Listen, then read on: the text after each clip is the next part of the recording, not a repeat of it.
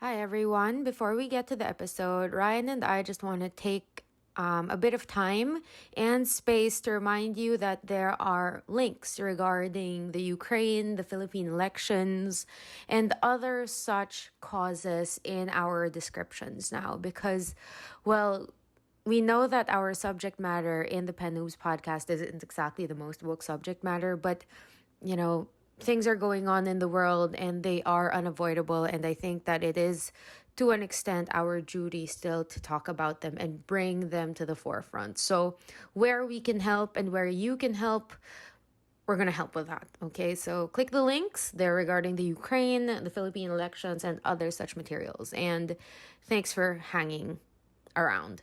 On to the episode. I think a true friend is supposed to be like that. You don't have to update your friend like 24/7 what you're doing. That's A true. true friend will be there to wait for you, willing to listen when you're ready to share your story. I really thought you were referring to yourself as the true friend. And then now I'm just realizing, oh, you're talking about my journals. Yes. Okay.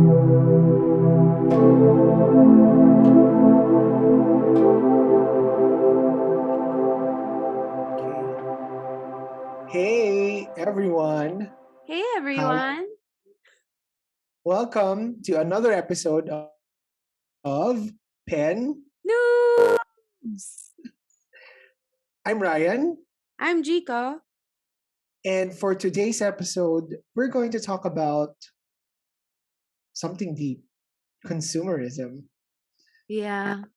Actually, it's about time we talked about this because you always hear us talk about our lovely little Marxist tendencies and somewhat going in contrast with our love of buying stationery and fountain pens. So I think it's about time we talk about the big elephant in the room. Yeah, Consumerism.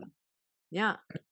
it's in your mirror, Jika. It's in my The letter. it's C for consumerism. I also like buying milk. Yeah, So here we are. So yeah, we're gonna go with the usual stuff. Sorry, I'm doing my eyelashes without looking. Noob discoveries first. Let's do this. yeah. Let's go with the noob discoveries first. And interestingly, my noob discovery for this episode isn't something that's new. I didn't really buy anything new lately, but I've discovered something that I can do with leather, which will make you guys cringe. Oh no, So, cringe. Ano to? so over for Christmas, Jika gave me a Hobonichi leather cover. Yeah, so it's from Block 77. It's a pagawa because Jika had to give the specifications of which leather, like what color, and I'm super love it. It fits two Hobonichi weeks. Oh, I did not know. Yeah, actually, you can put just one, but if you put one, it's kind of like awkward because it has a very big. It's kind of the excess leather is kind of big, but I tried putting two, and it looks so nice together. It So does. It does. because I used two Hobonichi weeks, one for work, the other one for personal. So yeah, that's how I roll with my use of Hobonichi weeks. Now the thing is, when this arrived to me, when I asked Jika about it, I just gave a comment about the threads. It was like, oh, it's dark blue. Not that it's bad. I like it. It's just that I just want my things to be like all black, like pure black. So it was also the same thing with the pencil case or the pen case I got from Galen Leather last Christmas. Also, I bought a Galen Leather pen case. I'll show it. It's actually here. The threads are Oh, white, and I like it, but I wanted the threads to be black. So I asked around in the Galen Leather Facebook group how to go about with it or if they have any tips. And then I saw someone telling me that, oh, just use a marker, color it with a permanent marker. And well, I haven't tried it yet on the Galen Leather, but today while I was mindlessly just doing something, I ended up getting a marker without even really thinking. Like, guys, mm. I swear, I wasn't thinking, and then I just ended up using the marker and then rubbing it onto the thread, and then mm, it's okay. Nothing happened. Look, see, Yeah. yeah. So It feels there. great. Yes, exactly. So what's the new discovery here? Where well, one, it's not a new discovery per se, but I am promoting this um the leather goods from Block 77. Yay. Super nice leather. Super nice leather. I love it a lot.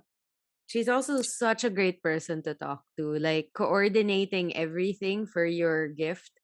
I like from day one, she was like, here's a list of all the leathers. Okay, if you have questions, here's what we can do. And then like she'd update me without my prompting, and I'd be just like, oh, this is such great care for the creation of a product. Appreciate it. Go for Block 77. She's awesome. Yeah. So there. So my new discovery would be this beautiful Hobonichi Weeks, especially if you have two. Just have one cover for Mm. both. And use a fountain pen to like close it. There, I'm using a Kaveco brass sport. And the second new discovery would be you can use a marker to color the threads if you want a dark a black one. But yeah, please proceed with caution. So Yeah. there. How about for you, Jika? My new discovery is still tarot related. Because thank you, Eunice. She actually has a box in the United States. I found out that the tarot deck that I've wanted for quite a long time doesn't ship to the Philippines. And it's called Khan and Selesnik's The Drowning World Tarot Deck and Guidebook. It's $87. And everything in it, like all the cards, are made through photography, but like staged, creatively directed photography. Like I'll just show an example. Um, okay, for example, this is from. Ooh, I'll lower the brightness. On the screen right now, and I will link this. This is a picture of the Seven of Cups. Like it's literally made of seven cups taken a picture of and made to drown. So like I found the tarot deck, and Eunice has ordered it for me, and I've yet to pay her by the end of the week. But at least I'm gonna get the tarot deck that I've wanted for a long time. Yay! Oh, it's That's really nice. it. It's It's really nice. small. Like how do you call it? This past I think it was last weekend, I went to the beach. You saw the pictures, right? Um, and I brought everything. I didn't do anything with it. So I'm only getting back to my tarot and my journaling a week after the beach weekend. I'm still hungover from it. Yeah, that's perfectly fine. I remember when I went to Dubai as well, I brought a lot of stuff for journaling. And then, well, the only time I can journal is really when I go to a coffee shop. And it's not always that I would really go to a coffee shop because, there are a lot of things to do in Dubai. So, Yeah. yeah. You spent money to go to another place to journal? And I know that some people do that, but I guess given the amount of stresses that we've had and being cooped up in our houses for so long with immediate journaling capabilities like left and right, yeah, Ryan messaged me like it's not gonna happen. You're not gonna be journaling. Good luck with that. And it Yeah. didn't. I gave up after two entries, and I enjoyed myself. So thanks, Ryan, for that reminder. Yeah, I do think that there are moments really in your life where you just really have to live it and then Yeah. just come back to your journal later, tell the story. I think a true friend is supposed to be like that. You don't have to update your friend like 24/7 what you're doing. That's A true. true friend will be there to wait for you, willing to listen when you're ready to share your story. I really thought you were referring to yourself as the true friend, and then now I'm just realizing, oh, you're talking about my journals. Yes, both. Exactly. Your journals. So yeah. So I noticed that we're not really sharing anything like a new item Yeah, lately in our new discoveries. I've noticed over the past episodes we would always share something new, like a new product, a new object, a new stationery, whatever. But now it's really about repurposing or choosing more mindful objects that we'd like to have and acquire. yeah, And I think it's kind of related to what we've talked about in one of the episodes when we've when I've mentioned this whole lipstick effect. Wait, I hate you. Cause okay, wait lang Guys, I bought lipstick today. So you, Random. Okay, so yeah, I was preparing for this episode. I was doing research, and then I didn't realize it earlier today. But I was in the mall, properly distanced, with masks, with alcohol and everything, and I just bought my skincare, and I happened to buy lipstick. And then after I bought it, I was like, this is so appropriate to what we're gonna talk about today. I bought lipstick because I haven't really had the urge to buy pen things, and I want to do my nails, and I just like it's cheaper. So yes, I bought the lipstick. What was the thing about the lipstick effect anyway last time, right? yeah, well, the lipstick effect is like a behavioral economics phenomenon wherein people, especially during a crisis or recession, if they cannot purchase more expensive goods, they would settle for something that could more or less compensate for that desire or that wanting of an object. So maybe, did you buy that lipstick for a specific reason, or were you trying No, to no, reach I was a I was just buying. I ran out of my niacinamide, so and mascara. So I bought niacinamide and mascara, and then I saw the lipstick, and I was like, "Ate, dagdag mo na yan." Like add yeah, it na lang. that's what happens with the whole lipstick effect. You have certain things that you want to buy or you really need to buy, like the serums, and then you ended up seeing a lipstick, maybe just to add, Yeah. a treat. Yeah, that's pretty much the lipstick effect that behavioral economists would talk about. Um, Actually, for me, even for skincare, though I don't think it was more of a lipstick effect because I really got into this skincare brand called Good Molecules. So they're available in Beauty Manila, and I super super love the skincare line. I mean, it's kind of similar to The Ordinary, but it's not as intimidating as The Ordinary because like Yeah. they really spell out what it's for. It's not like The Ordinary. You really have to Google search and find out what this product is for. Um, and yeah, and then there's different formulations, right? Like 5% and so on and so forth. But this one is just really, it really tells you what's it for. Is it for color correction? Is it for moisturizing, etc., etc.? So there, just Yeah, a plus it's small. pretty. It's pretty. It has more color than the ordinary and the inky list. So yeah, and it's cheaper. At least in this country, it's cheaper. Yeah. Well, yeah. Actually, interestingly, it's actually quite cheaper. So yeah, I bought a set that I use one day for all products with niacinamide, and then the next day products with glycolics. So I do a bit of an alternate. So that's what I do. I've developed a skincare routine, an AM and PM thing. So yeah, there you have Ooh, that's so intense. And you're it. taking your time with it. But yeah, it really is therapeutic, guys. Other than journaling, other than all the stationery collecting and even the podcasting, my therapist told me sometimes if you gotta like settle down and like empty your brain of everything, you need that mindfulness meditative activity. I found that mine is doing skincare. More specifically, it's washing my face. My Yeah. brain absolutely shuts down for a good 2 minutes while I'm washing my face in. And I've bulked it up to 5 minutes because I've been double cleansing. Thank you, Sarah Vay. I love it. How many minutes do you take to do your whole skincare Oh, I'm routine? really low maintenance compared to a lot of people because I can't really do foamy things and I can't do strong things. So I just I used to do just like water then moisturizer. That was like 5 years ago. And now it is CeraVe SA cleanser. Guys, sorry, we're still talking about products, but like skincare. Give us a skincare moment. CeraVe SA, so that's salicylic acid foaming cleanser, and then you've got the hyaluronic, the moisturizing cleanser. And then after I get out, so that's all I do. I do Hada Labo lotion, and then I do niacinamide. I did the Inky list for the longest time, but now they ran out. So I have BLK Cosmetics niacinamide, 10% plus like 1% zinc. And then I do Hada Labo milk, and then that's it. Um, Takes me inside the bathroom 5 minutes tops. Takes me post bathroom, post shower 10 minutes tops. Cause you gotta wait for things to absorb, right? And just when Right. it's about to dry, that's when you like go in with the next product.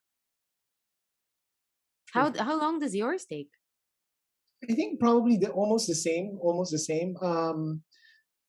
So my routine would be facial wash and then a toner. So Mhm. I have two toners now. So funny per day. Like if it's going to be glycolic day, the the one with that acid. If it's Uh-huh. niacinamide, it's the niacinamide toner. And then and then I have two color correcting serums.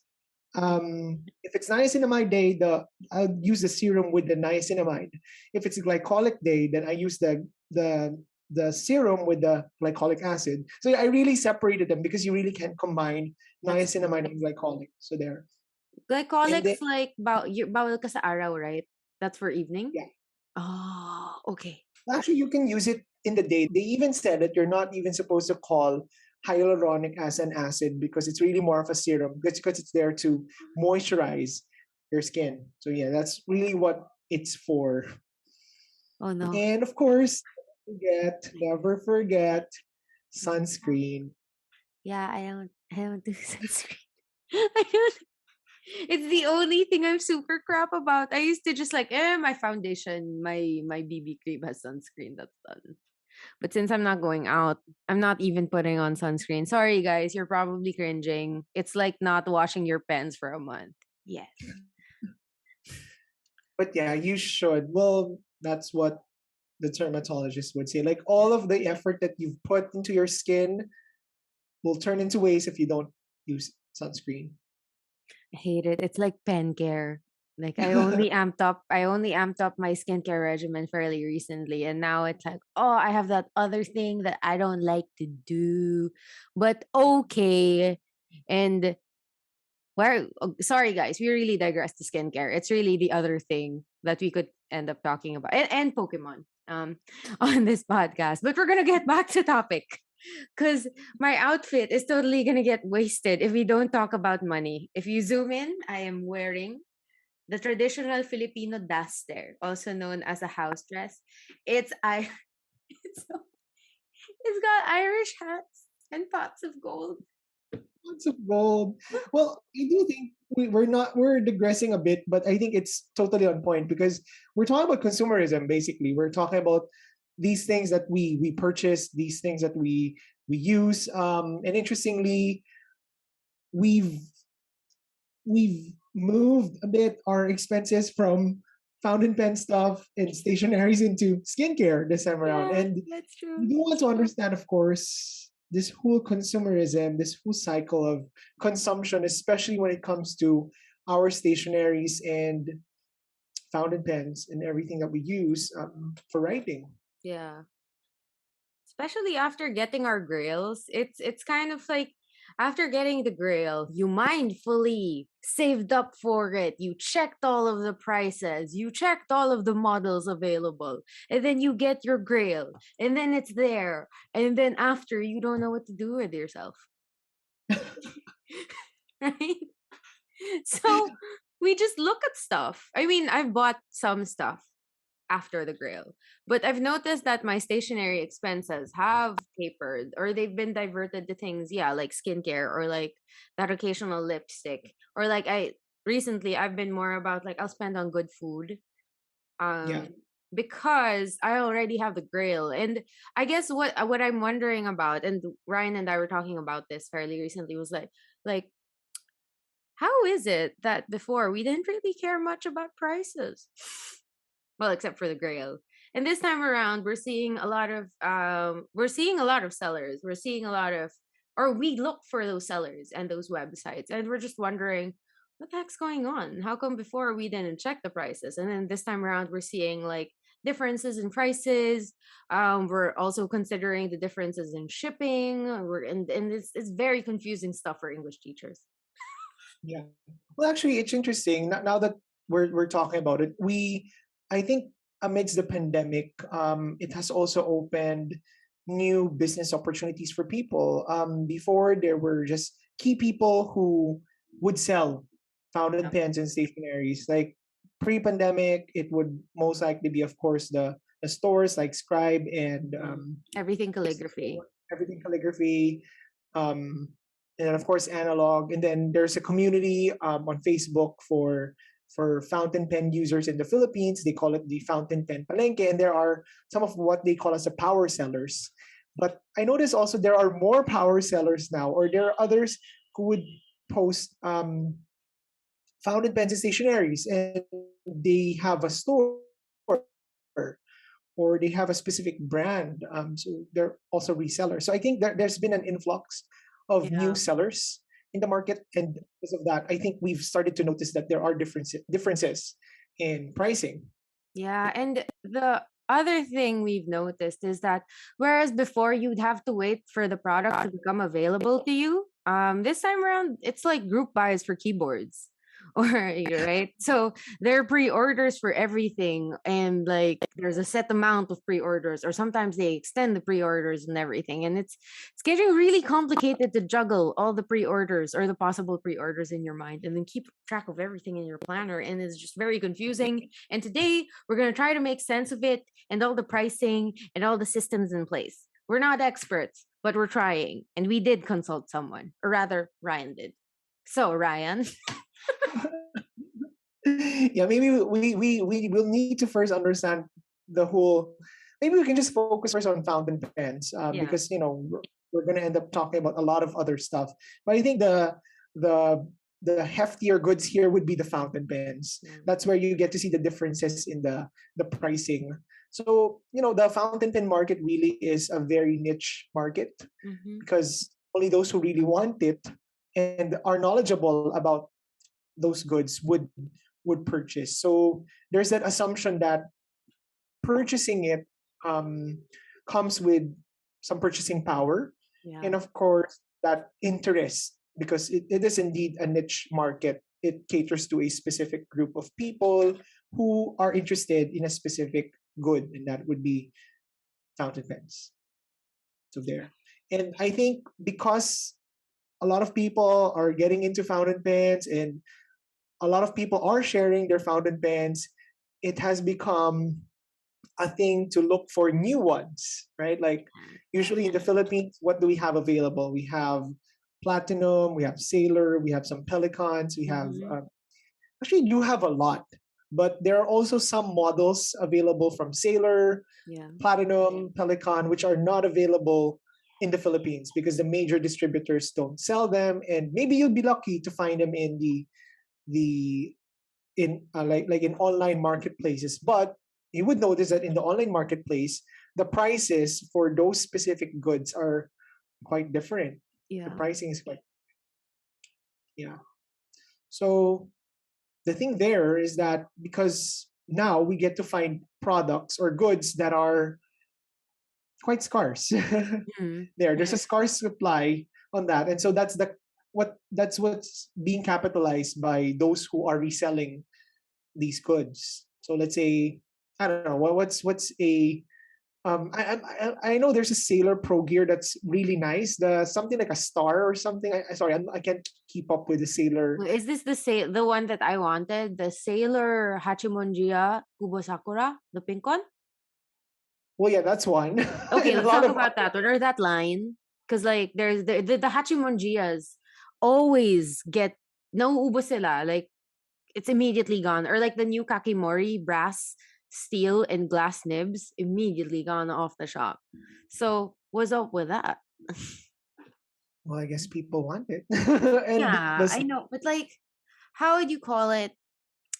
I guess I'm kind of caught unawares all the time because I always depend on our basic like economics 101, where it's like low supply, high demand, um, high supply, low demand. And obviously it's always that's the case here, that there's a low supply. Obviously there's a limited run of the limited edition pens, but it's exacerbated by the fact that, well, distance is something that we still have to breach.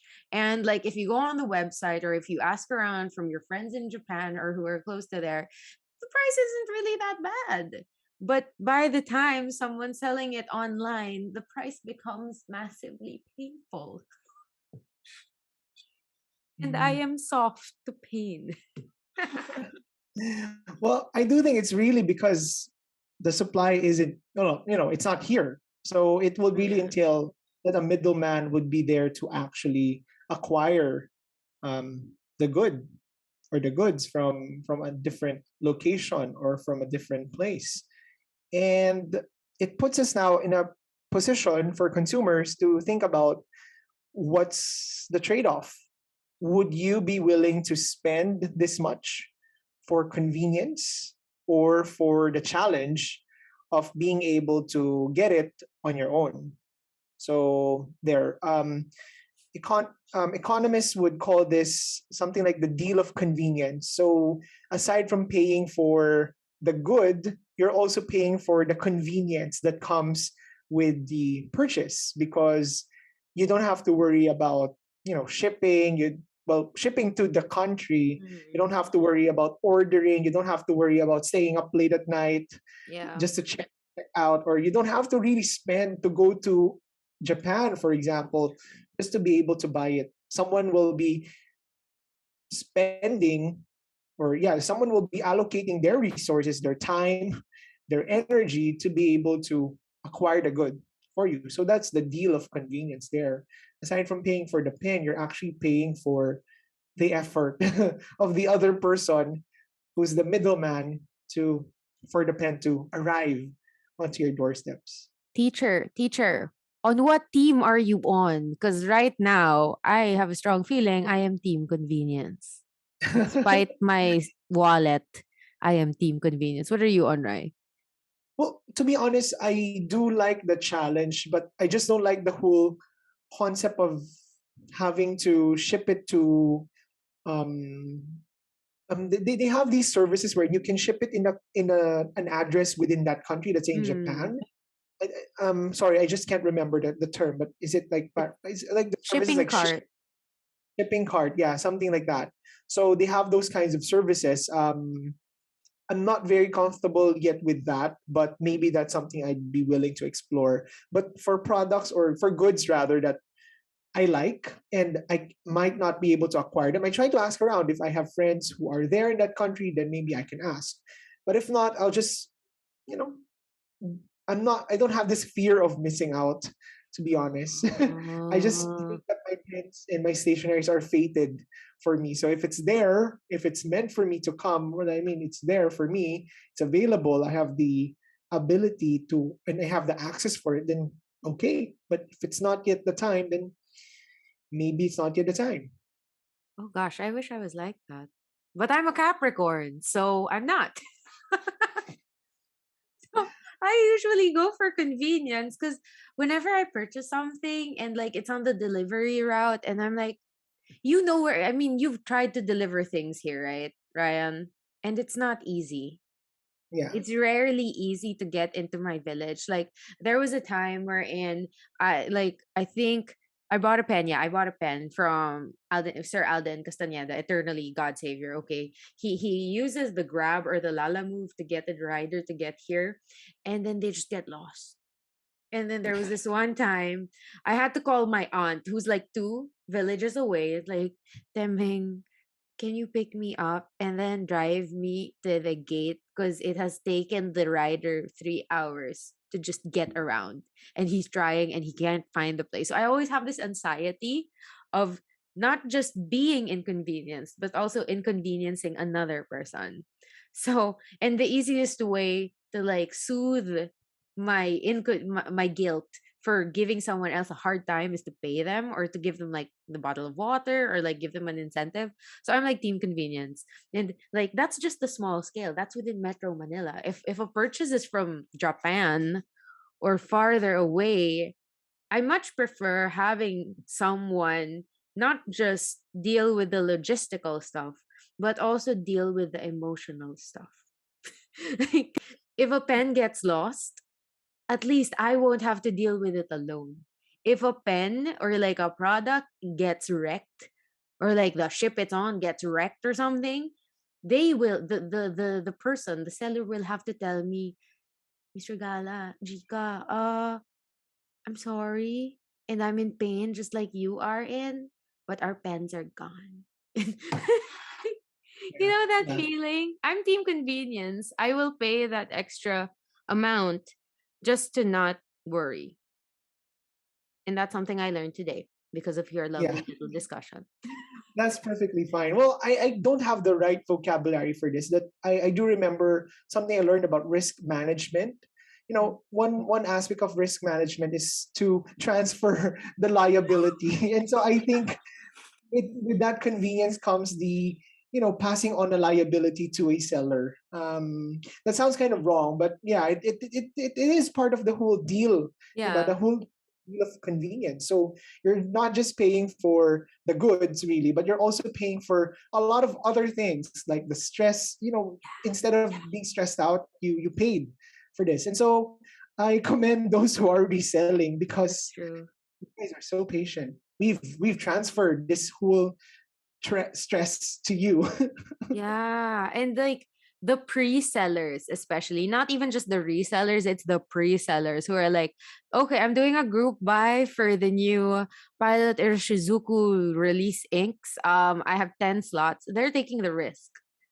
Yeah, And sometimes they even let you just pay when it gets here, pay half or not pay, like, pay whole, that kind of thing. So they take on the risk. That's their money and everything. And we commend you for that because I can't. But again, I'm a convenience person. Or if you're a challenge person, maybe that's just like, oh, that person's or like that seller is doing that kind of stuff. Pwede ko naman gawin. I can do it by myself. I mean, that's Ryan. Guys, sorry. With Hobo Nietzsche, that's Ryan and my logic. Really. With Hobo Nietzsche, and it's only because we buy by bulk. So we know the baseline logic of it, but you can buy from Hobonichi directly.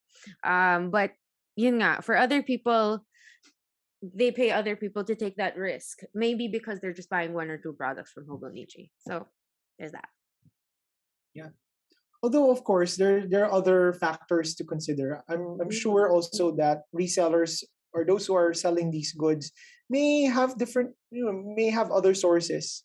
And so maybe the price point of where they got the good may be different from what is advertised or published. So we don't know so much these things because of course we're not resellers, but point being is that there will always be a price to pay for it. Yes. And the choice is whether you pay extra for the convenience or you pay less for the challenge of doing all of these coordination. I love it. We have essentially, did we come up with this convenience and challenge thing? Or is it like a legit, like, economics term? Well, actually, when I was consulting with my friend who's an economist, so her name's Angel, so she's an economist and she's also a lecturer at one of the universities here in the Philippines. Mm-hmm. Um, she did talk about or convenience versus something else. There's a different term, or there's really no fixed term. But I was Mm, like, I just like the idea of having two letters like that's with true. the same start letter. So like C and C. It's a C versus a C.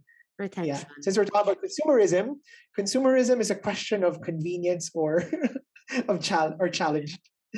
Yeah. So I there. admire the people who take the challenge though. And I'm sorry, like my boyfriend always does the challenge. Like he buys a 35K to 40K pen straight from Japan. And he's like, I will take the risk of just how much customs is gonna charge me. I can't do that. I really can't. Yeah, yeah, that's true. Oh yeah, speaking of which, yeah, you also have to deal with that other fees. So comes with a price would be the payment also of course of maybe import tax and other taxes or custom fees that come with that, especially if your goods exceed a specific, price limit within a specific country. Each country has their own set of limits when it comes to Mm, the to the tax that they put. Like for example, in the Philippines, it's really 10,000 pesos. mm.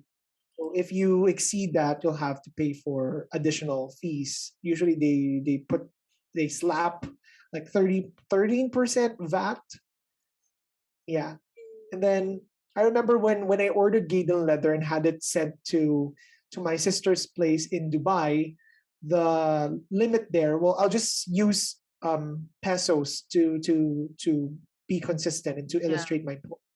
Um, it's around 13,000 pesos. So there's an extra 3K wiggle room to play around with. So there, but it's kind of like, kind of close to each Mm, other. So there. gosh. I'm not sure how to feel about all of this. Like, the only thing I actually feel good about is the fact that we live near Japan.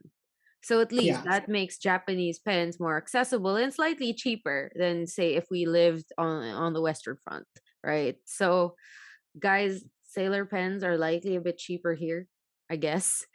Yeah.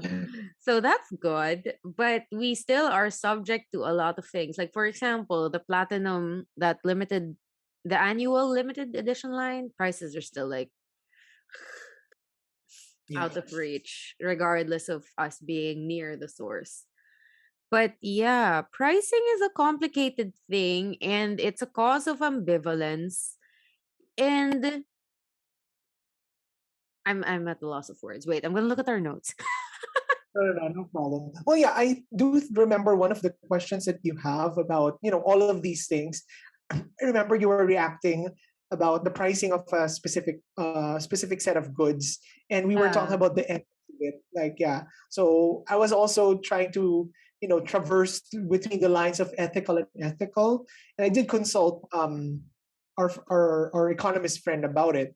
And in terms of the ethics of it, it's not necessarily unethical Uh-huh. to put a higher price point because it's not an essential good.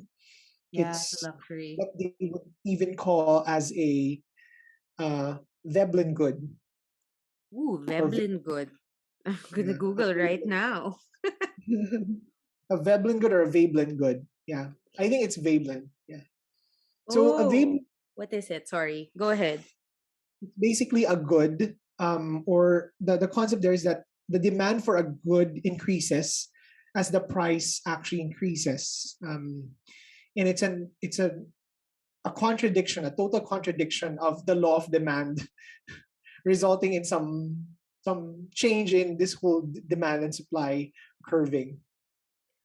Uh, okay. Okay. Or So, in simple terms, go. why do we buy luxury goods? Even if it kills our wallets. Exactly, right? Even if the price point increases, even if the Chanel purses, I remember there are a bunch of memes about the Chanel purses Yeah, increasing it's as in. much as another mess right now. Like it's like $100 difference. That's insane. Why? But despite that, the demand for it still increases.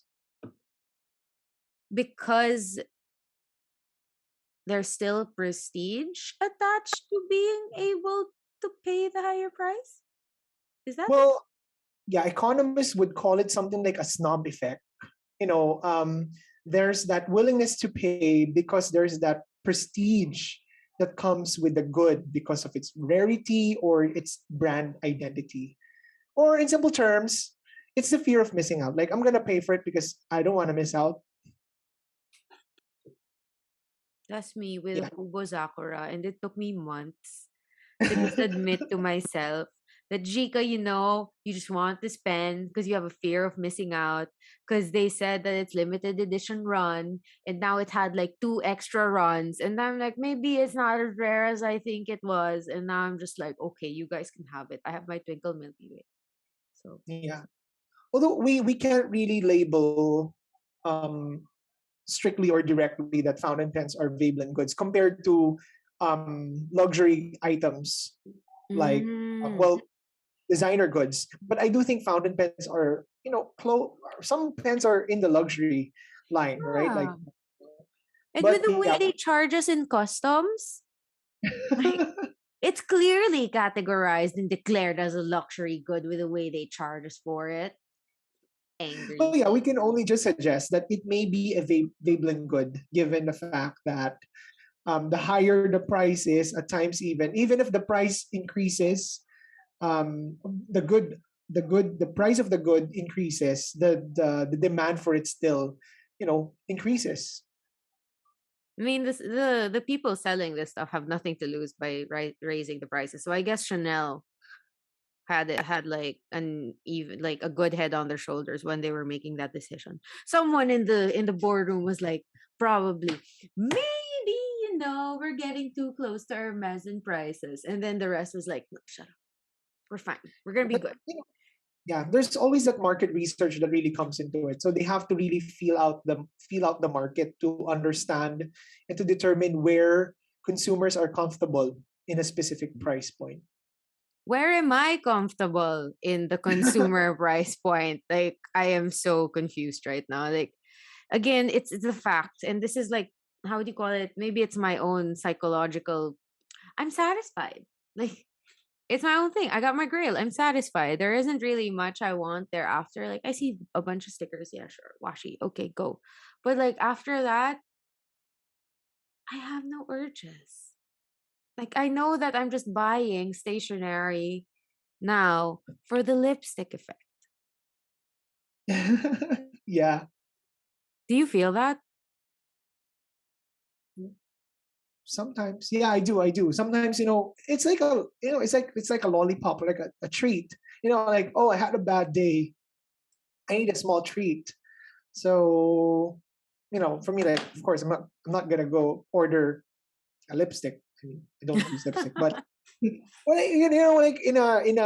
when it's a normal situation, probably when you just go to a convenience store, you see something like, oh, a small treat. Maybe I need a lip balm, or maybe I need this, or maybe I want this as a prize.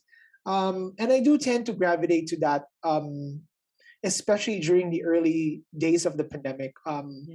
I just want an insert for my traveler's notebook, or I just want a Midori small notebook. Yeah. And then, people from analog will be like, "Oh, are you sure you just want that? Maybe you want to try this ink also." So yeah, it just ends up building up. Ballooning. Yeah. So Yeah. there. Oh gosh. Yeah, but I think we have one unresolved, point of discussion here about the numbered pens, or those that are limited edition, right? Oh, I have one of those, and like I find it a bit absurd because like my numbered pen is a Leonardo, and it's not a limited run. It's just that all Leonardo pens are numbered. And I don't get the logic of it. Is it like psychologically they want me to think that it's rare, but I know that the resin tube or whatever they're using to make the pen body is, I mean, I know it's limited, but it's also somewhat repeatable.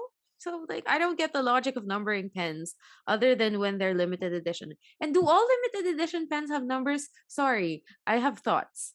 Ryan, help me. Well, those with numbers, or those that would say that it's limited edition, would give you this impression, or maybe even an illusion of a fixed supply. And so behaviorally or psychologically, you would think that because it's a fixed supply, it's limited, and thus that's the whole psychology of fear of missing out, because of its rare the concept of rarity that comes with that whole illusion of being limited. It's like when they said Tomoe River paper would be out of business, and then everyone was hoarding. And then I remember someone messaging Galen Leather that he did the math. And like I think Galen Leather reposted it, that some person messaged them and was like, okay, I've calculated how many Tomoe River paper notebooks I need for the rest of my life. Can you supply me with 200 plus within this given time? And it's like, what?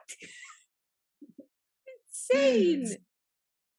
But So yeah, yeah, that's how humans behave in in a system, in an economic system. they're Um, making us panic. And I'm saying, I'm not complaining, guys. I'm just saying that I am subject to it. But panic during shopping is not fun. but here's the thing, Jika. This is a very stoic way of looking at it. Are they really causing the panic, or is it us in our illusion, in our desires? that is causing us to panic. My The desire. therapist would say we are accountable for the things that we think, say, and do. So, by that logic, I am fully accountable for my own panic in the face of a Exactly. limited edition Sailor Bro gear. Exactly. You'll be so But proud of me. Go, um, sorry.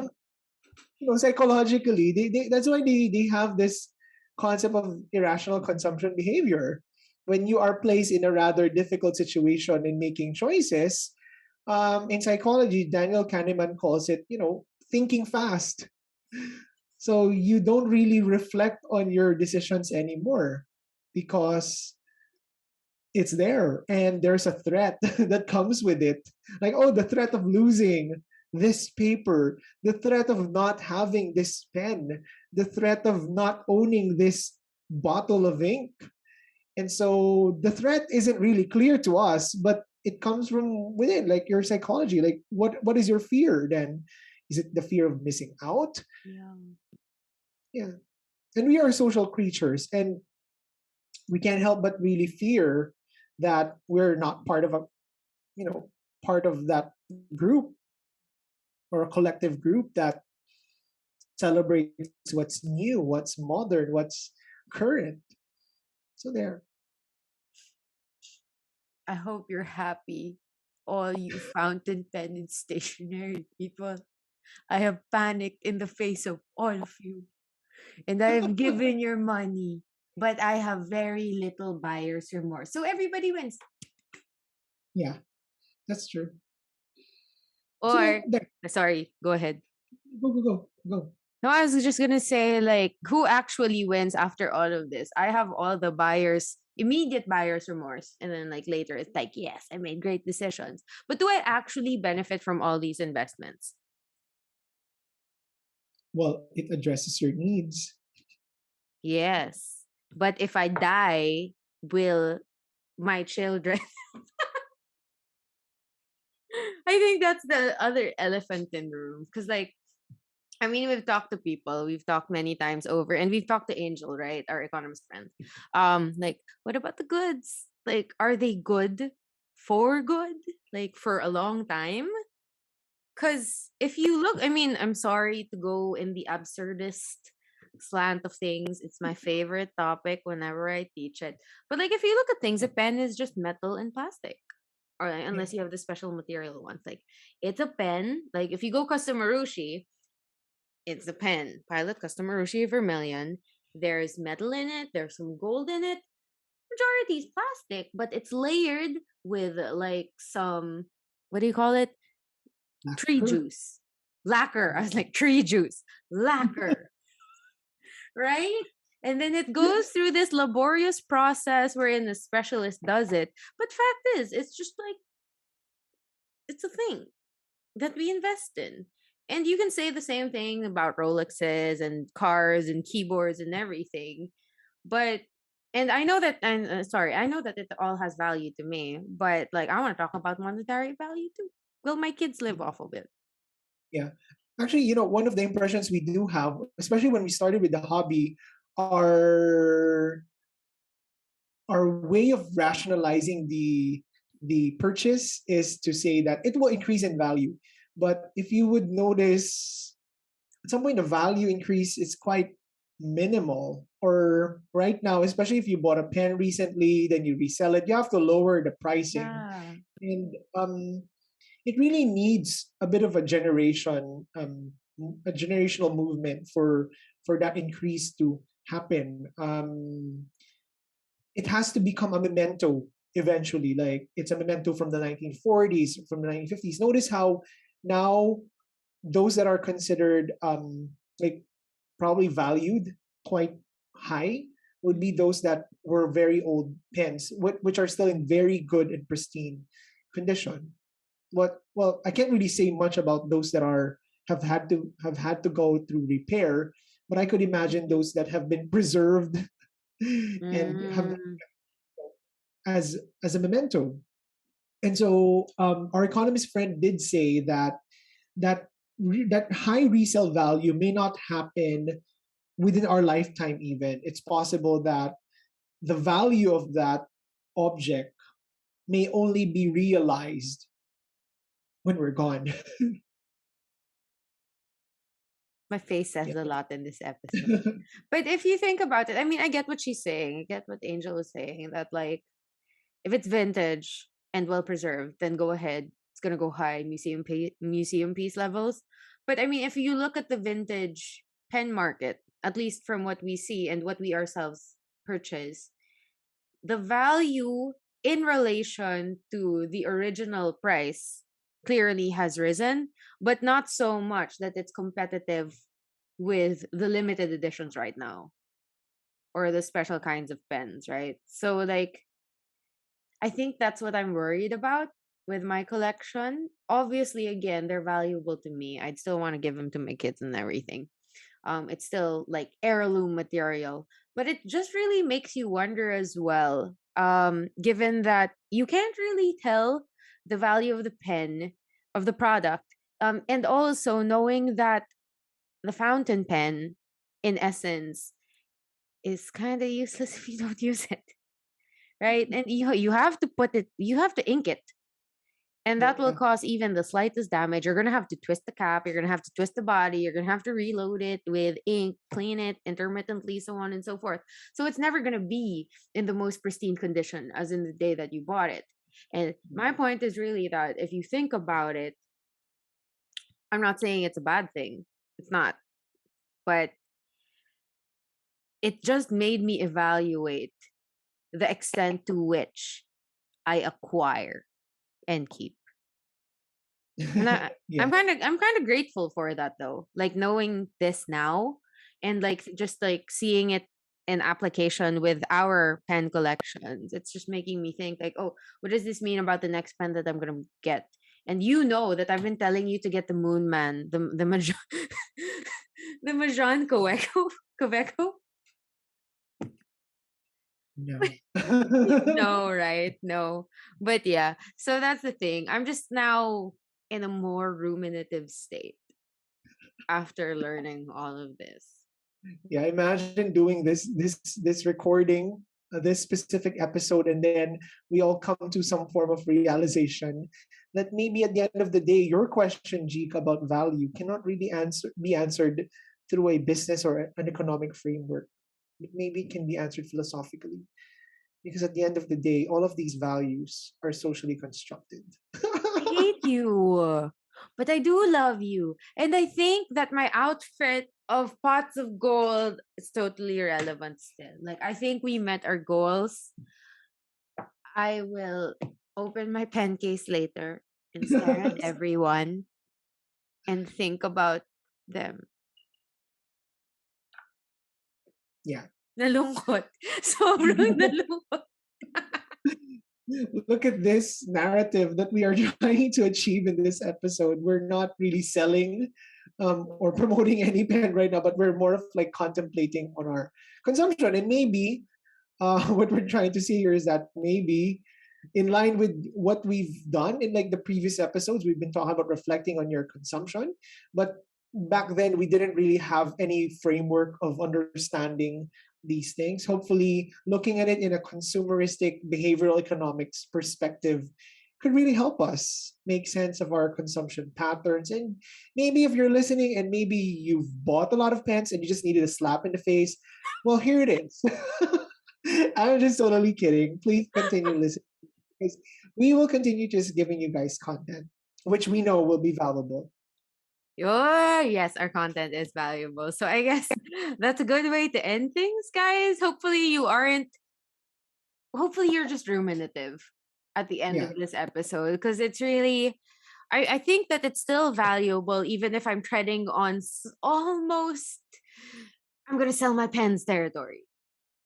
Cause I mean, yeah, I'm almost there. And I hate shipping stuff. You guys know this. So like, but if it comes to a point wherein, you gotta evaluate things and hold on to what is valuable to you, like knowing your own definitions of value, then no regrets, right? And like it's business still in tandem with your core values, with your principles. And we're totally for that, as with everything else. Yeah. And also maybe I just like to end with this idea that yeah, sure. You resell the pen and maybe it's gonna be sold at a lower price or at a cheaper Mm-hmm. price. But there are certain things that the money that you get out of selling that pen could replace. The joy you felt, that Mm-hmm. excitement you felt when you got your first pen. The way it addressed a specific need the time when you had it. So that's the trade-off. That's the deal now of the experience that you have gone through with that pen. And that value is something that no money can buy. Oh, ang ganda. Everything has opportunity cost. We're gonna close the episode now with more economic terms. And that's it. Yeah, that's it. So I hope you guys had a chance to just think about things. Well, we're just starting a conversation, actually. It's not really, this is not a didactic episode. We're not telling you things. We're not even experts. We're just trying to be pen noobs, talking about our journey. And we hope that you join us in this journey. And so far, we've had how many episodes now? This is the 25th. Oh, no, it's not the 25th. It's still the 23rd.